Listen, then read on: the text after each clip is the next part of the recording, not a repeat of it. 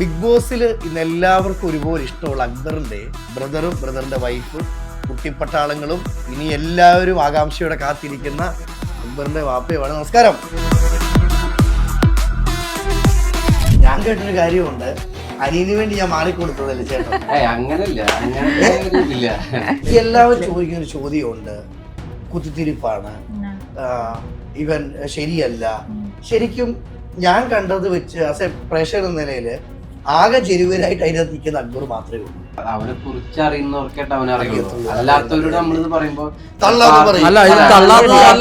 തെളിവുകളുണ്ട് ഇഷ്ടം പോലെ. അവനെ അറിയുന്ന ആൾക്കാർക്ക് അവർക്ക് ഇത് ചിലപ്പോ നമ്മൾ പറയുമ്പോ ചിലപ്പോ അവർക്ക് ഓക്കെ മനസ്സിലാവും. ഒരുപാട് കരച്ചിൽ കാർഡ്, ഒരുപാട് ഫേക്ക് കാർഡ്, ഇതൊക്കെ ഇറക്കുന്നവർക്ക് ഭയങ്കര സപ്പോർട്ടും ജനുവനായിട്ട് നിൽക്കുന്ന വ്യക്തികൾക്ക് സപ്പോർട്ട് ഇല്ലാതെയും നമ്മൾ കാണുന്നുണ്ട്.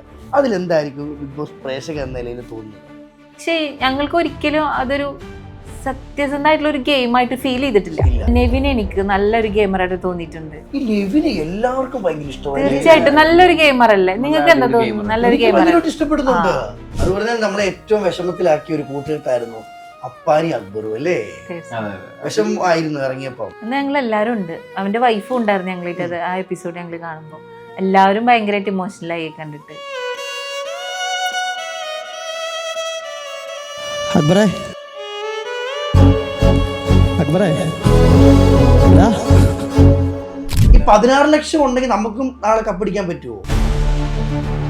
ഞാൻ ഒരു പാവയും പിടിച്ച് ഞാൻ ഫുൾ ടൈം കരഞ്ഞാൽ എന്തായിരിക്കും? കപ്പ് കിട്ടുമോ? അവിടെ നല്ല ഒരു വ്യക്തി അതുപോലെ നല്ലൊരു ഗെയിമർ എന്ന രീതിക്കല്ല വോട്ട് പോകുന്നത്. മുമ്പേ ആ ഒരു ഇഷ്ടം എന്നുള്ള രീതിക്ക് ഒരുപാട് വോട്ട് അങ്ങനെ പോകുന്നു. എല്ലാവരുടെ മനസ്സിൽ ഇന്ന് അക്ബർ വില്ലനാ.